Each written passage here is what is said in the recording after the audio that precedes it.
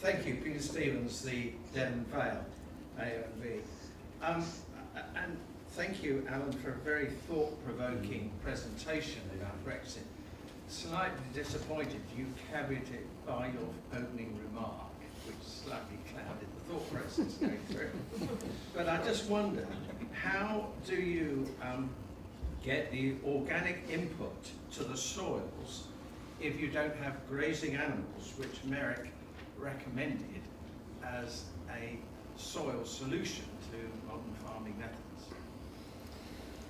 It's a good question. Since you asked on that side issue, you're right, it's my fault, I raised it.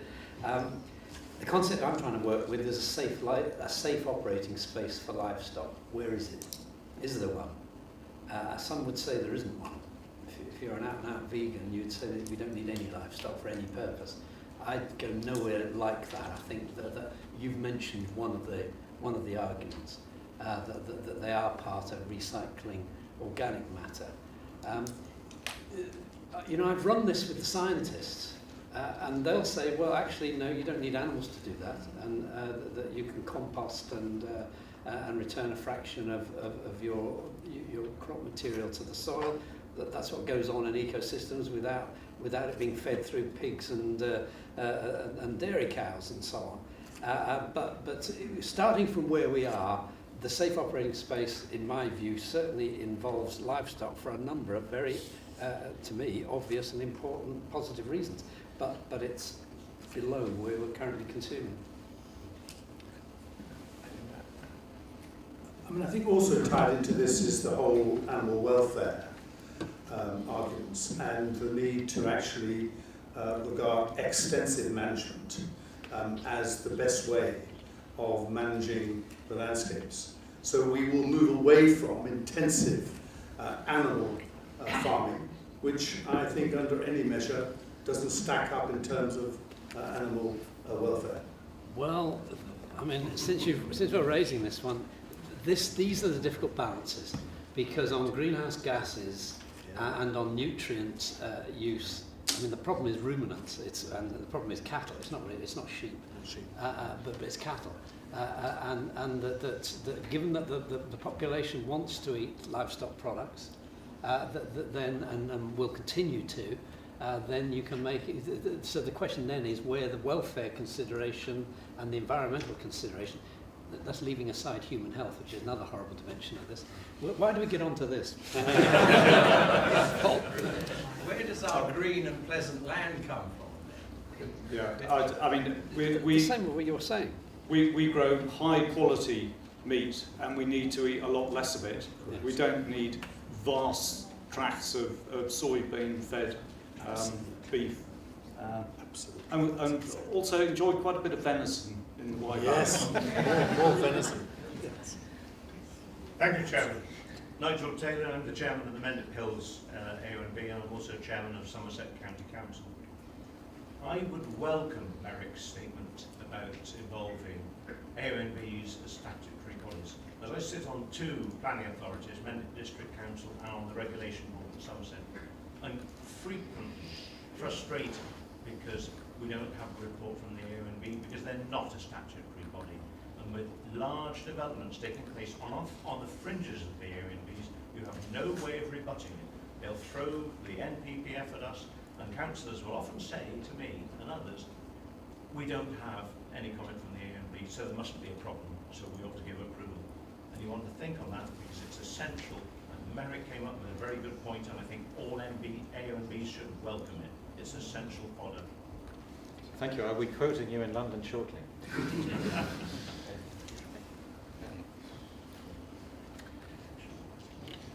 James Finch, Vice Chairman of the Devon Vale and also Vice Chairman of Suffolk County Council. I could first of all three speakers, thank you all for very stimulating sessions. I would like to refer particularly to Merrick's comment about the need for clean water, clean air.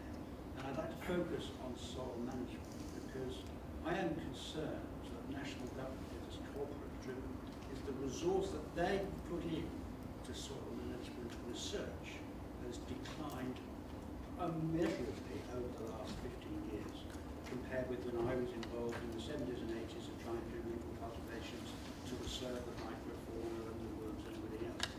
Do you see a way that this will change? Actually, Dan Jones is here, but Gove has actually reinstated all the soil research investment. So that was done about 6 months ago. I was in the meeting when he did it. So there is a real problem, because inevitably public money for public good, how do you, without involving backroom laboratory testing, are we going to make sure that we are getting the right microbial balance in our soils? Because you've got to test the outcomes, haven't you? Now there is a move, if you talk to Cranfield or James Hutton, they're the two organisations that we've been talking to, to work on the DNA soil soup concept, where there will be ultimately a handheld probe that will be able to give you the DNA outcomes of a soup analysis. Now that sounds very smart and quick and easy. We're still some way away from that. And the soil scientists will tell you, but that's all very well. But depending on what your business plan in terms of your farming outcome, the optimum will vary. So I'm afraid there's a long way to go on this. The problem with all of that is that if you say no to the science, it's a good reason for doing nothing. And actually, we must see a radical transformation of our soils. That has got to be absolutely, and the farming community get it. There's a strong movement within the farming industry who really do understand this point, that we have not understood the unintended consequences of the way we have managed our system. Can I say that the challenge I think we face is to turn this discussion to make sure we exploit the payments for public goods argument, so we can have the resource to help farmers and land managers to know how to do it better.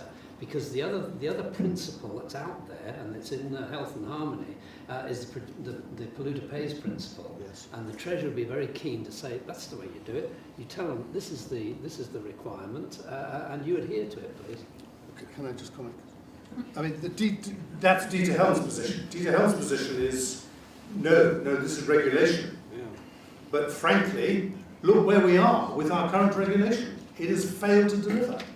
So I absolutely agree with what Alan said. Thank you. Time just for a couple of questions. Colette. Colette Beckham, lead officer for Cornwall AONB. I was interested in the slide that Andrew put up that listed the priorities in the 2018 Welsh document, Valued and Resilient. And it really struck me that actually it read like a content list from an AONB management plan.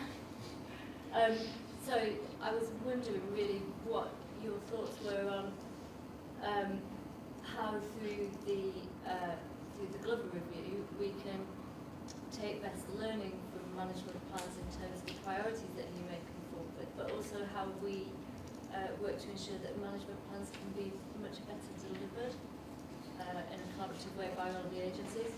I mean, definitely through the review in Wales, the recognition that management plans need to, there needs to be either strengthening Section 85 to be a duty to deliver the management plan is probably the easiest mechanism to do that.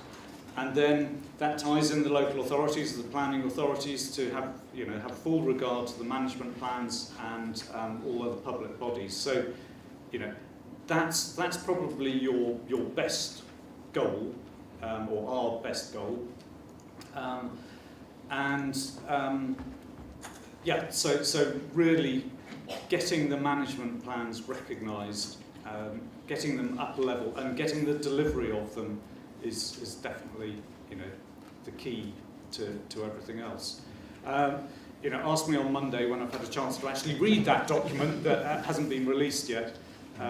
But there are those 5 documents that have come out of the Welsh thing. I wouldn't necessarily recommend you reading the Marsden review because it's half an inch thick. Well, no, more like an inch thick. inch and a half thick. With appendices, yeah. But you know, there's a lot of information there that is worth looking at, and you know, and we have had the experience in Wales, and obviously from my perspective, I'll be feeding in on the English side anyway. But don't lose those lessons that we've learned. Thank you. One final question. Paul. Thank you, Chairman. Paul Jackson, Hordian Hills, AONB. Just going back, question to the soil health one. There's an interesting 2 points there given by both Merrick and Alan, which came up, which our local enterprise partnership picked up on. We had an officer meeting with them prior to the North Yorkshire County Council's input to the Health and Harmony consultation. And the LEP is looking really at market stimulation to drive a high quality agricultural produce market, and they did actually ask me, but they've taken on a phrase that I use, which is we could in effect be on the cusp of a completely new agricultural revolution, just like we were in the 50s. But the point that they made, that in effect the soil is just no different from a machine in a factory. So if you're a factory in Coventry and you don't bother looking after your asset that delivers your productivity, why on earth should the public sector then pay you to put that right? And that's one of the things we're going to have to, that's going to need to be addressed. Now, I would actually say I agree with everybody here that soil is going to be the key issue around all of these things. Peter's point about soil health, an interesting suggestion came up from our JAC Vice Chairman, who's Sir William Worsley, CLA New Trees Champion, which was around going back to the principle of a per hectare payment for lowland grassland to give some kind of support for that system, because without the safe space, as Alan calls it, for livestock in the lowlands, fattening livestock in the lowlands, you break the link between lowland and upland, and there's no real point to keeping sheep in the uplands other than woolly lawnmowers. So these are one of the points there Alan made about was policy oversight can have significant impact. So these things are all linked together.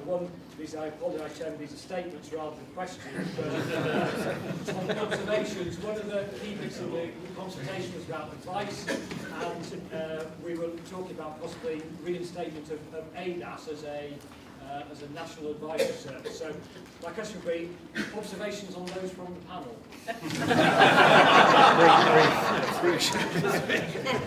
I'll just pick up 2 points that were made there. Per hectare payments, it worries me that Gove included, and many people will use a simple shorthand, we should stop this nonsense of paying people per hectare, because very large, people who are managing very large hectares are undeservedly getting very large payments. If we're creating payments for public goods, and there are land managers like Merrick's example in Hampshire with 2,500 acres, and he's delivering a phenomenal volume of public goods, then he'll have a phenomenal volume of payment. And the most simple way to arrange that generally will be per hectare. So we must stop the politicians slipping into that silly shorthand. Can I just pick up another thing that Merrick said that I'd like to strongly support and just throw it in a different way? I think we should get used to, and we should be making the argument to government, and the Treasury will hate this, that's all the reason for doing it, is we should be talking about what proportion of our GDP we should be using to protect and enhance our natural capital. And £3.5 billion per annum is about 0.2 or 0.3 of 1% of GDP. That we talk about a proportion of GDP for foreign aid, for defence. We should talk about it for preserving our natural resources too.